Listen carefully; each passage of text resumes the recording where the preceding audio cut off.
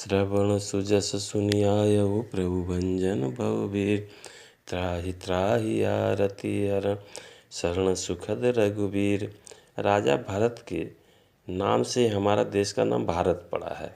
ये चंद्रवंशी राजा थे। इनके पिताजी का नाम दुष्यंत और माता का नाम शकुंतला था। इनके राज में श्रीनाथ नाम का एक वैश्य रहता था। इनकी बेटी करुणा थी। इसका शादी ठीक हुआ श्रीनाथ का बेटा के साथ। तय हुआ कि 30 भरे सोना देंगे।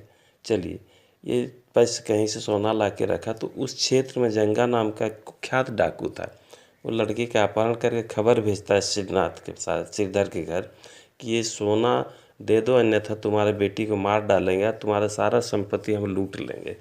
अब लड़की को ले जाके तरह तरह से जंगल में तकलीफ दे रहे थे अपना अड्डा में। उधर से राजा भरत जा रहे थे तो लड़की का आवाज़ सुने, चिल्ला रही थी बेचारी।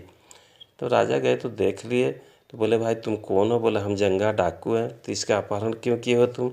बोले, इसके पिताजी से हमको 30 भर सोना लेना है, अन्यथा इसको हम लोग मार डालेंगे।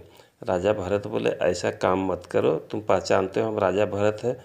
जंगा कहते हैं, हाँ पहचानते हैं, प्रणाम किया वो लोग।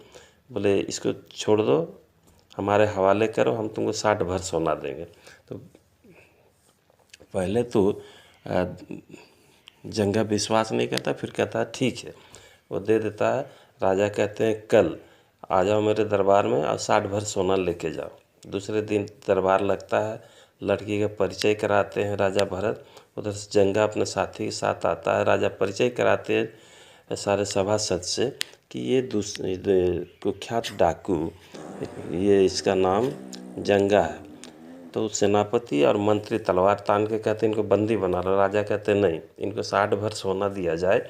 और सुनो जंगा, ये सोना ले जाओ और तुम्हारा गंतव्य तक हम तुमको खुद पहुंचाने जाएंगे। और राजा भरत जी जाते हैं। रास्ता में राजा भरत तलवार खींच लेते हैं और कहते हैं सोना इस बेटी को दे दो और तुम अपना प्राण सलामत रखो और जाओ, अच्छा से जीवन जियो। जंगा ऐसा ही कहता है।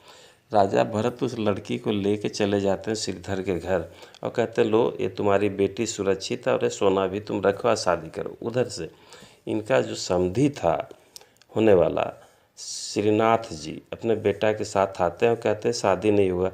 ये करुणा को कुख्यात डाकू हर के ले गया था, इसका पातिव्रत नष्ट हो चुका है धर्म।